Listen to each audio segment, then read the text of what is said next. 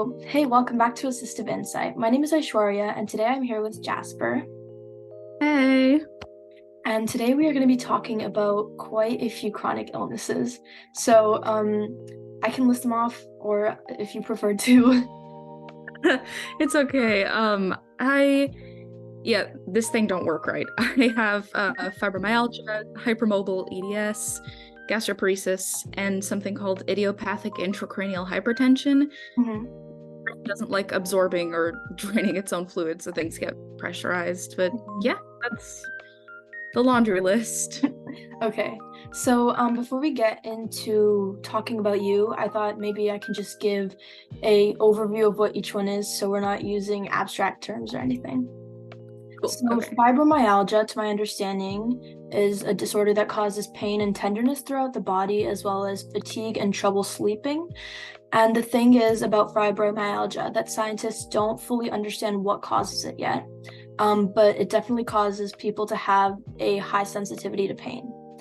And then hypermobile EDS is a heritable connective tissue disorder that causes generalized joint hypermobility, joint instability, and chronic pain.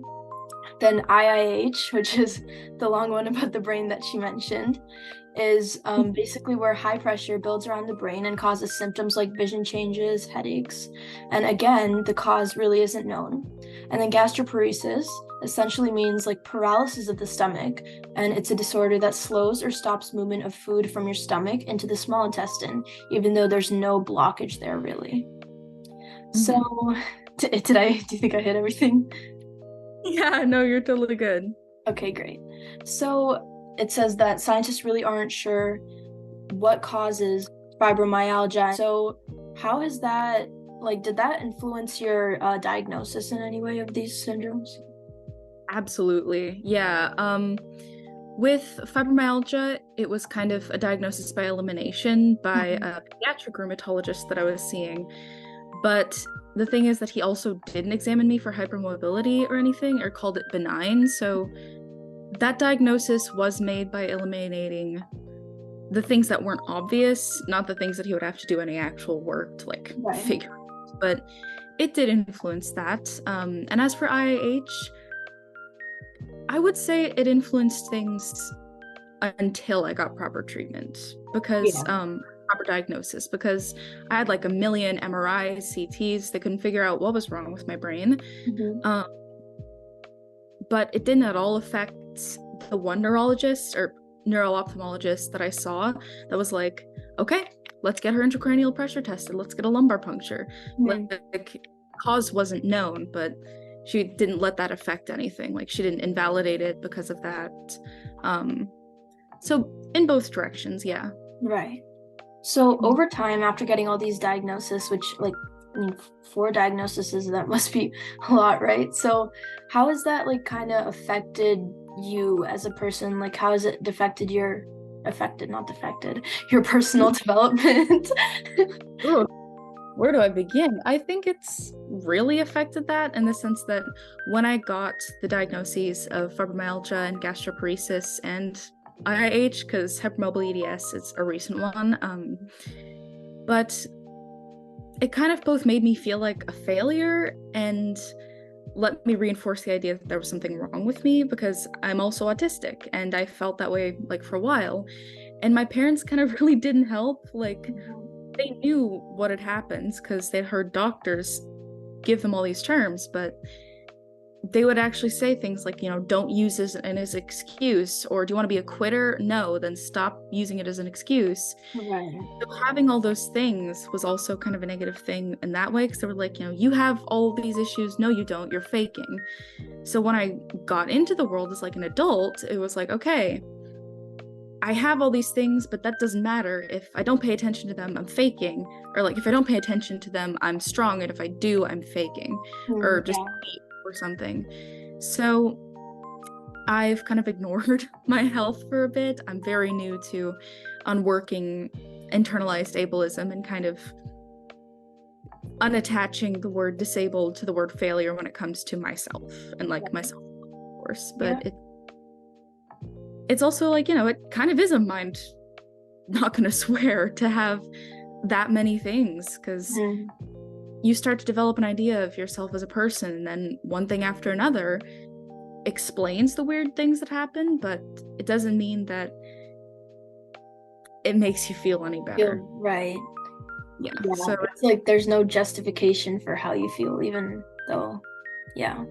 Basically. Yeah. So did having these diagnoses kind of affect, like, I mean, you said that it affected your well-being, but like in terms of your relationships with for your parents, for instance, friends? No, for sure. The friends is a big one because, of course, my family wasn't very supportive of it. They kind of ignored it. So it just made a bad relationship worse. But my friends were a bit more complex to add to that equation, because the thing is that the friends I have now care about me so much that they can see what's going on with me. Like, they can see that I'm in pain. Yeah. But because before I kind of hit a breaking point, I was so determined to push that entire idea of myself as a chronically ill person away. So as a result, I would put more on them, because they would have to deal with it whenever I would have a big medical event, or they would have to just kind of witness me lying to myself out loud and just get a headache because of that, understandably. Yeah. And I would push them away, because once things like that started happening and they got worse, I didn't want anyone to see that. Right. But as I've kind of worked through things, I've realized that accepting help and accepting yourself and being able to deal with things is the way to form closer relationships, because I had to get over that people would abandon me. Yeah. Because they love me. Yeah, absolutely. So working your way through this kind of block in the road with mental, physical problems, how'd you kind of get past that point to where you're, I mean, I don't know if you're completely like happy now, but pretty happy. I'd say that I'm pretty much past it, with a few knee-jerk reactions that I kind of have to be like, it takes me a few more minutes to stop them. But the breaking point was interesting, actually, because I can pin it to a specific event. I was over at a friend's house, and this is a friend that I had met relatively recently, and out of the group, he was the one I knew the least. But he's closer friends with my boyfriend, so we were all hanging out at his place, Yeah. And I woke up from a nap and started having like the worst stomach pain imaginable. It was so bad. It was like considering going to the ER levels of bad. But I didn't know what had caused it, because I hadn't paid enough attention to my health to notice. Yeah. So everyone was really worried, and it kind of caused a big scene. But after I got over it, I thought I'd be fine. But because I'd neglected myself, I'd also forgotten to bring my meds with me. Right. So it kind of turned into a bigger issue, and I was having like a breakdown in his yard. And later he was like, hey, maybe let's hold back on this staying over for a bit. I'm worried you'll overextend yourself and I'll need to build trust with you. And I just remember that moment being like, I had a breakdown in someone's front yard and added a medical event to the evening. Yeah. All because I was refusing to take care of myself. Like, that was it. It wasn't on anyone else. It was my responsibility that I've been neglecting. Yeah. I kind of used that as an opportunity to just dive in headfirst and be like, okay, I'm sick of this. Like, this is a hellish loop where it's ignore everything, hit a breaking point, have a meltdown, go back to ignoring everything because you were ashamed of the meltdown, rinse and repeat. So I was like, you know what? No. It is time to get the hell over myself, Yeah. Kind of like a self-realization moment. Exactly. Like, okay, I can't run from this anymore because I thought I had appendicitis and also I'm bipolar. Enough. Kind of like a humbling moment. Exactly. It's like a coming to Jesus, I swear. Yeah, absolutely. So with all these different things, like handling meds, pain, the emotional part of it, how are you able to like balance all of this now? Because it must be a lot, right?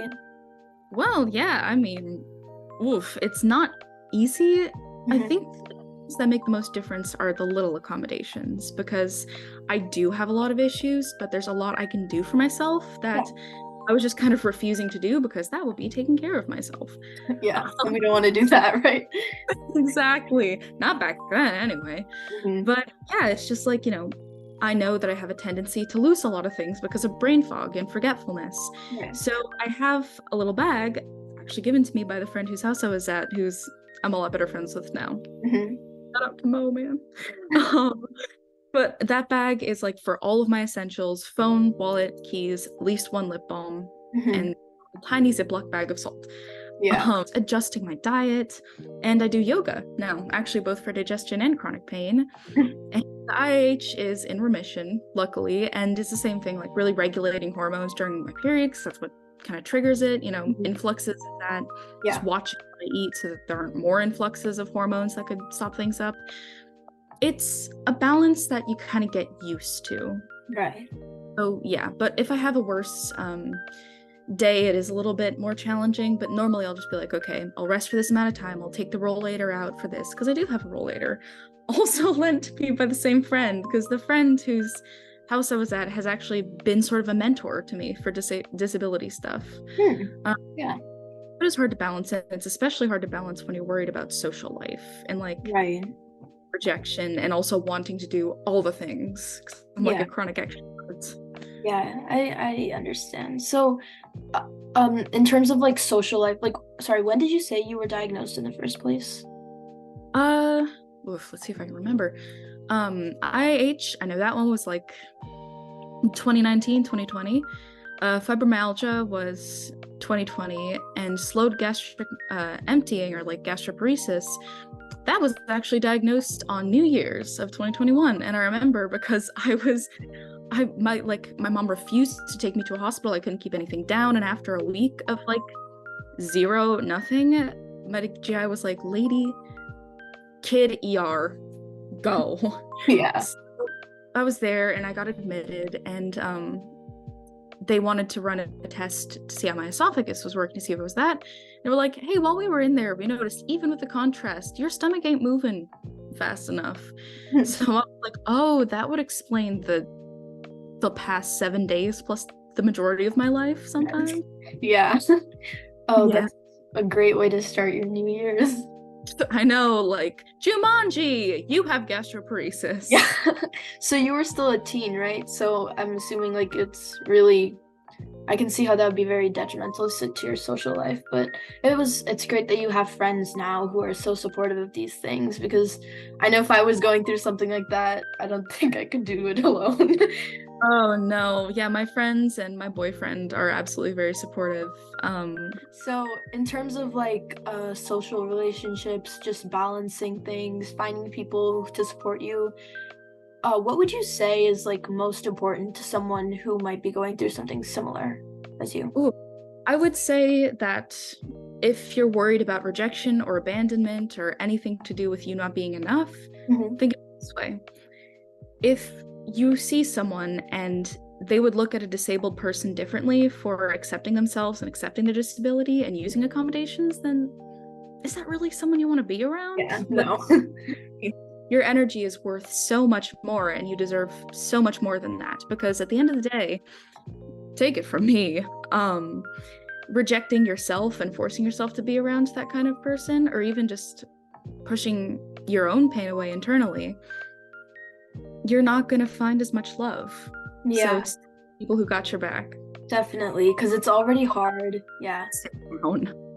It's already hard, trying to make your way in a world that's really not made for you as a disabled person. So why would you spend extra energy with people who are not going to try to accommodate you? Absolutely.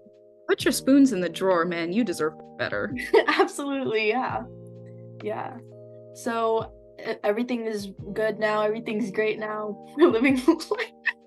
I mean, yeah, I would say that now that I've kind of let go of my ego, it's very palpably better than it was before, because I do still have times where I'm like panicking over using my rollator, or like worried about having compression socks because, oh, what if I look ugly, or being judged for what I'm eating, or being called lazy or whatever. And I have those knee-jerk moments where I call myself those things and judge myself for those things, but it's a battle nowadays. It's a much easier battle now that I have both people who support me and who know about disability, and my own acceptance of okay, man, you can't digest more than a bowl of mac and cheese. There's something wrong here.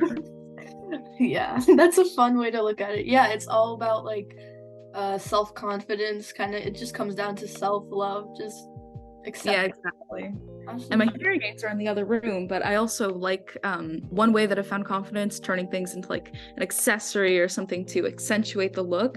I have Yeah. these cool red hearing aid twists. Oh, that's so cool. Yeah, for example, the way I kind of make things better now that would like nauseatingly terrify me, the rollator that my friend lent while insurance works on getting me one, Mhm. um, he did it in a certain way that he knew would work for me.